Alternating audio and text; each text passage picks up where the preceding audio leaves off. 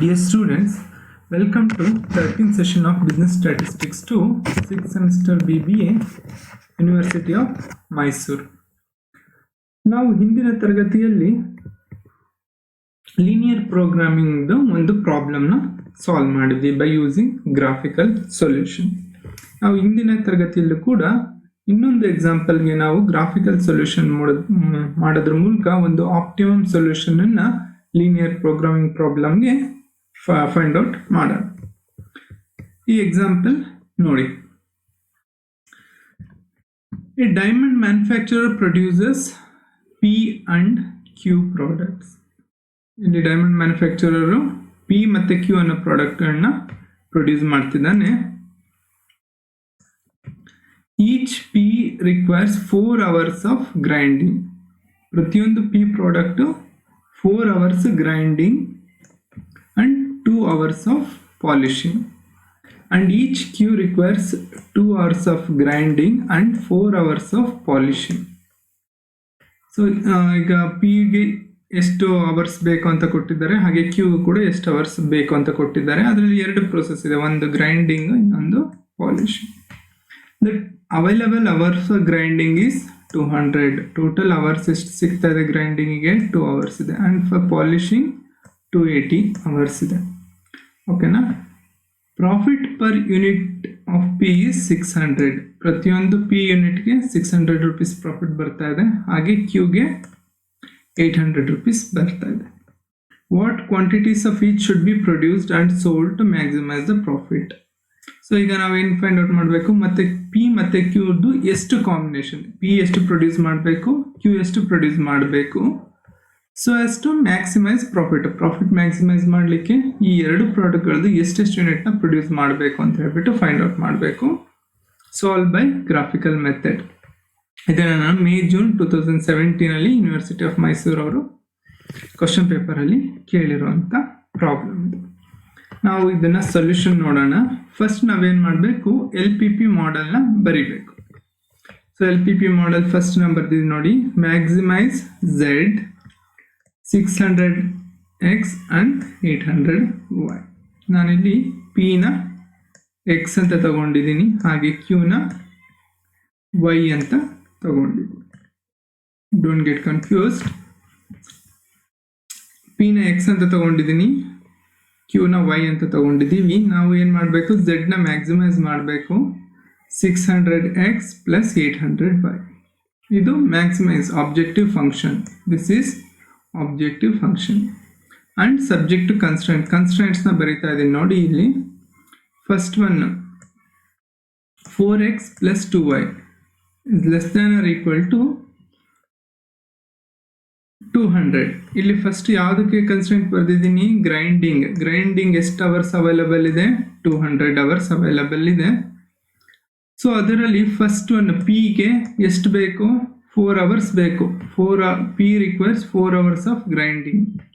ಹಾಗೆಯೇ Yಗೆ ಎಷ್ಟು ಬೇಕು, 2 hours of grinding. So 4x plus 2y should be less than or equal to 200. This is first constraint. ಹಾಗೆಯೇ second constraint ಬರೀತಾ ಇದ್ದೀನಿ. Second constraint ಏನು, polishing ಅಲ್ಲಿ ಟೋಟಲ್ ಎಷ್ಟು ಅವರ್ಸ್ ಇದೆ, 280 hours ಇದೆ. So 280 hours. Each P requires 2 hours of polishing. 2 hours polishing ಬೇಕು ಯಾವ ಪ್ರಾಡಕ್ಟ್ಗೆ, Pಗೆ. ಅದಕ್ಕೆ ನಾನು ಏನಂತ ಬರ್ಕೊಂಡಿದ್ದೀನಿ, 2x ಅಂತ ಬರ್ದಿದ್ದೀನಿ. ಹಾಗೇನೆ Qಗೆ 4 hours ಪಾಲಿಶಿಂಗ್ ಬೇಕು, ಅದಕ್ಕೆ ನಾನು 4y ಅಂತ ಬರ್ದಿದ್ದೀನಿ. So it should be less than or equal to 280. ಹಾಗೆಯೇ x ಮತ್ತು y ಏನಾಗಿರಬೇಕು, more than or equal to 0. It cannot go negative. This is a LPP model. Based on these three equations, let us try to solve this LPP problem. So ನಾವು ಏನು ಮಾಡ್ತೀವಿ, equation ಅನ್ನು equals ಥರ ಮಾಡ್ಕೋತೀವಿ. 4x plus 2y equals 200, 2x plus 4y equals 280. ನಾವು ಈಗ first equation ತಗೊಳ್ಳೋಣ. 4x plus 2y less than equal to 200. ಇದರಲ್ಲಿ ನಾವು x ಮತ್ತು y ವ್ಯಾಲ್ಯೂಸ್ನ ಫೈಂಡ್ ಔಟ್ ಮಾಡ್ಕೊಳ್ಳೋಣ. ನಾವೀಗ ವ್ಯಾಲ್ಯೂಸ್ನ ಫೈಂಡ್ ಔಟ್ ಮಾಡ್ತೀವಿ. ಫಸ್ಟ್ ಏನು ಮಾಡ್ಕೋತೀವಿ, ಎಕ್ಸ್ 0 ಇದ್ದಾಗ ವೈ ವ್ಯಾಲ್ಯೂ ಎಷ್ಟಿರುತ್ತೆ ಅಂತ ಹೇಳ್ಬಿಟ್ಟು ಫೈಂಡ್ ಔಟ್ ಮಾಡ್ಕೋತೀವಿ. When X is 0, the equation will come like 0x plus 2y equals 200. So ಆಗ y ವ್ಯಾಲ್ಯೂ ಎಷ್ಟಾಗುತ್ತೆ, 200 divided by 2 equals 100. ಹಾಗೆಯೇ y ವ್ಯಾಲ್ಯೂ 0 ಇದ್ದಾಗ x ವ್ಯಾಲ್ಯೂ ಎಷ್ಟಿರುತ್ತೆ ಅಂತ ಫೈಂಡ್ ಔಟ್ ಮಾಡ್ಕೊಳ್ತೀವಿ. y 0 ಆದಾಗ 4x plus 0 equals 200. x equals 200 divided by 4.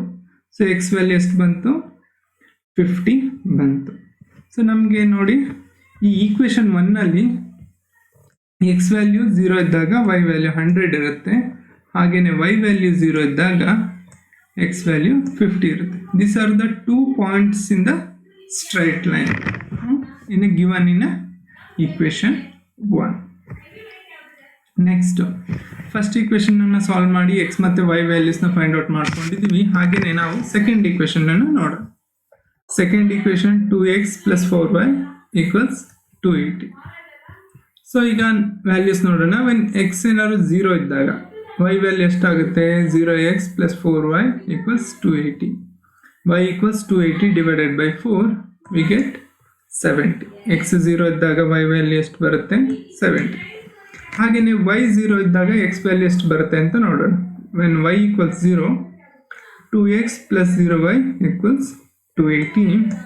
x equals 280 divided by 2 equals 140.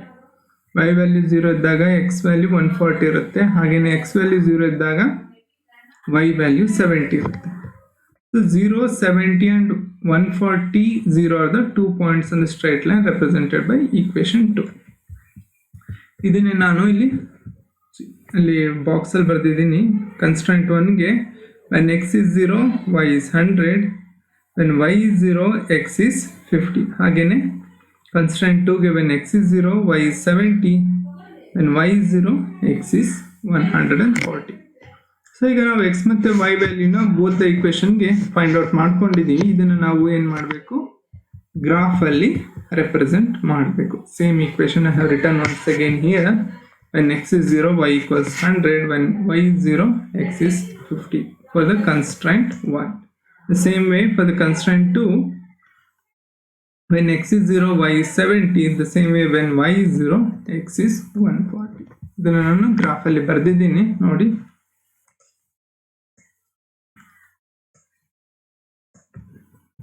First constraint, this is a blue line.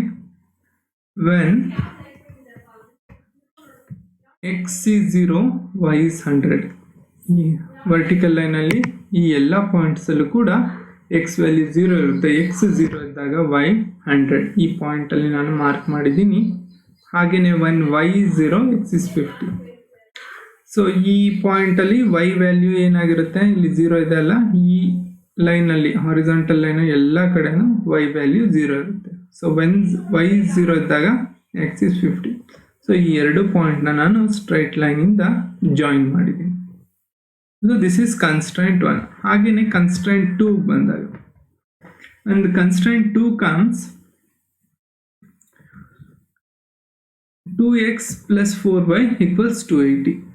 constraint 2 ನಲ್ಲಿ when x is 0, y is 70. x ಎಲ್ಲಿ 0 ಇರುತ್ತೆ, first ಈ ಲೈನಲ್ಲಿ ಇಲ್ಲಿ 0 ಇದೆ ಅಲ್ಲ, ಈ ಲೈನಲ್ಲೆಲ್ಲ ವ್ಯಾಲ್ಯೂಸ್ x ವ್ಯಾಲ್ಯೂಸ್ 0 ಇರುತ್ತೆ. when x is 0, y is 70. ಹಾಗೆಯೇ when y is 0, x is 140. y ಎಲ್ಲಿ 0 ಇರುತ್ತೆ ಅಂದರೆ ಈ line, this line which I am highlighting, ಈ ಲೈನಲ್ಲಿ x ವ್ಯಾಲ್ಯೂಸ್ 0 ಇರುತ್ತೆ, ಸಾರಿ y ವ್ಯಾಲ್ಯೂಸ್ 0 ಇರುತ್ತೆ.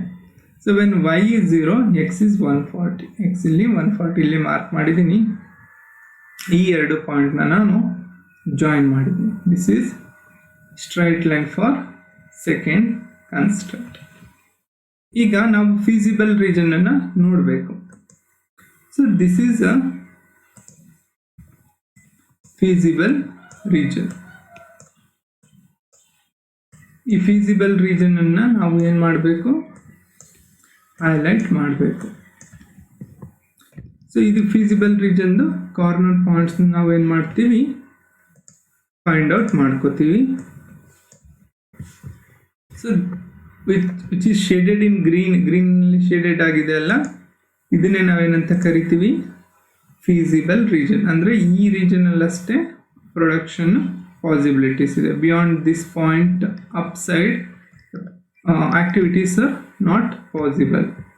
ಅದನ್ನು ನಾವು ಫೀಸಿಬಲ್ ರೀಜನ್ ಅಂತ ಕರಿತೀವಿ. ಈ ಫೀಸಿಬಲ್ ರೀಜನ್ದು ಕಾರ್ನರ್ ಪಾಯಿಂಟ್ಸ್ಗಳನ್ನ ನಾವು ಮಾರ್ಕ್ ಮಾಡ್ಕೋಬೇಕು, ಎ, ಬಿ ಆ್ಯಂಡ್ ಸಿ.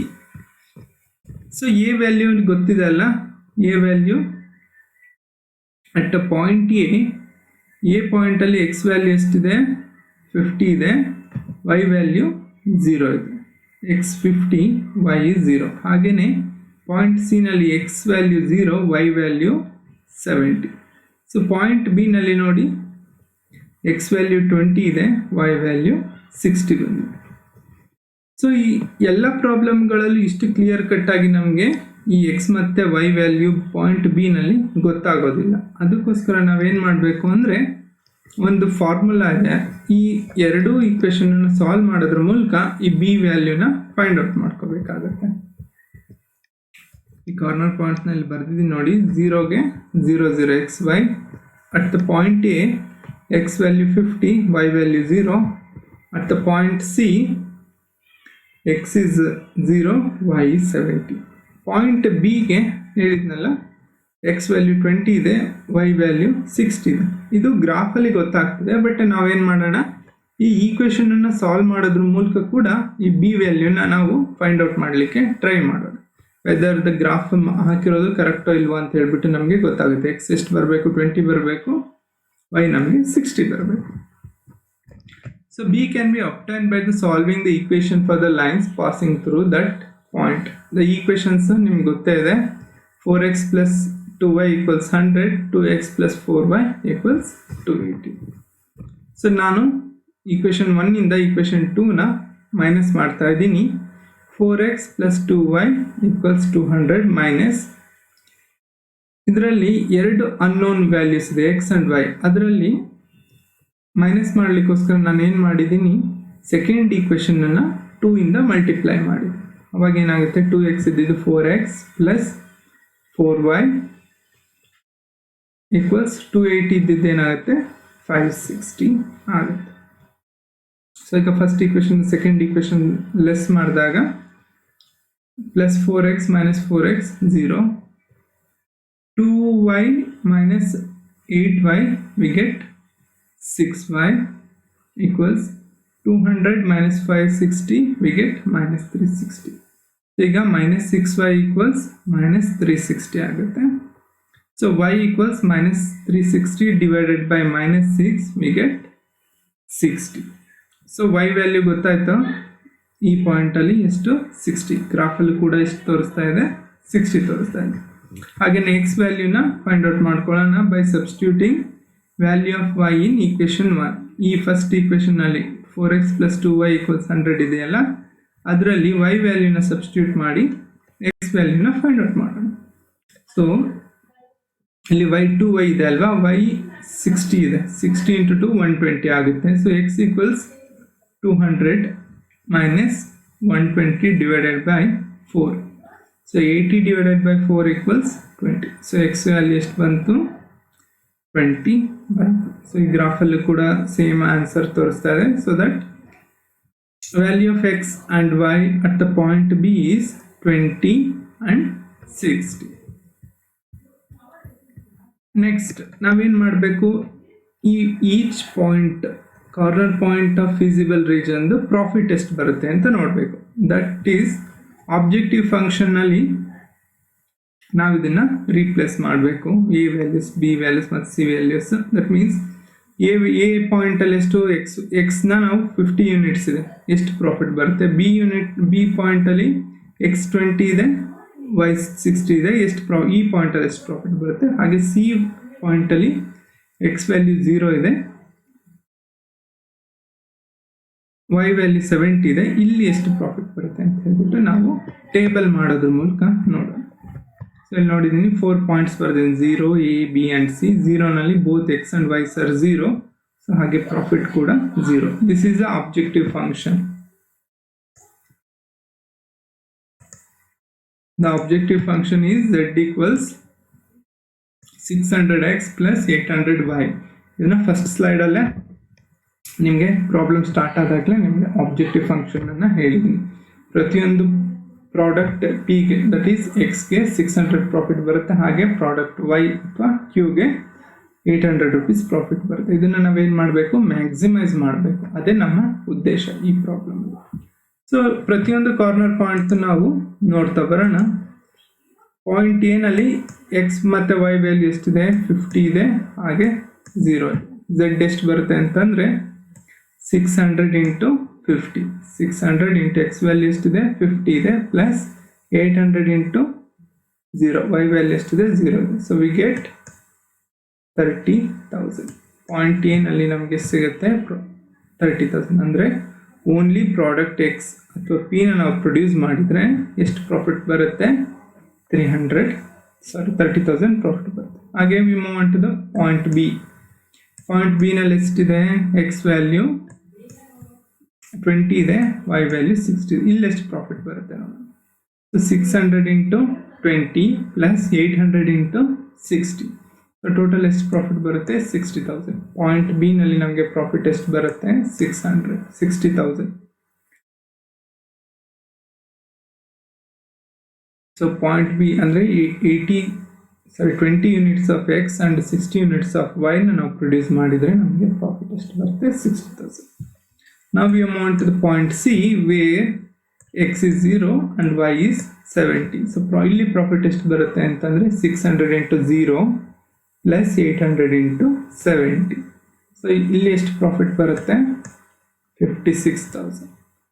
ನಮಗೆ ಈ 3 ಪಾಯಿಂಟ್ಗಳನ್ನ ನೋಡಿದಾಗ, ಇನ್ಕ್ಲೂಡಿಂಗ್ ದಿಸ್ 4 ಪಾಯಿಂಟ್ಗಳನ್ನ ನೋಡಿದಾಗ ನಮಗೆ ಹೈಯೆಸ್ಟ್ ಪ್ರಾಫಿಟ್ ಎಲ್ಲಿ ಬರುತ್ತೆ ಅಂದರೆ when we produce product X 20 units and product y 16. This is a optimal solution for this problem. ಹಾಗಾಗಿ ನಾವೇನು ಕನ್ಕ್ಲೂಷನ್ ಬರೀಬೋದು, the company should produce 20 units of product P. ನಾವಿಲ್ಲಿ ಎಕ್ಸ್ನ ಪಿನ ಏನಂತ ತಗೊಂಡಿದ್ದೀವಿ, ಎಕ್ಸ್ ಅಂತ ತಗೊಂಡಿದ್ದೀವಿ. ಆ್ಯಂಡ್ 60 units ಆಫ್ ಪ್ರಾಡಕ್ಟ್ ಕ್ಯೂನ ನಾವೇನಂತ ತಗೊಂಡಿದ್ದೀವಿ, ವೈ ಅಂತ ತಗೊಂಡಿದ್ದೀವಿ. ಸೊ 20 units ಆಫ್ ಪಿ ಮತ್ತು 60 units ಆಫ್ ಕ್ಯೂನ ಪ್ರೊಡ್ಯೂಸ್ ಮಾಡಬೇಕು to maximize the profit. This is a conclusion. With this we have come to the end of this session.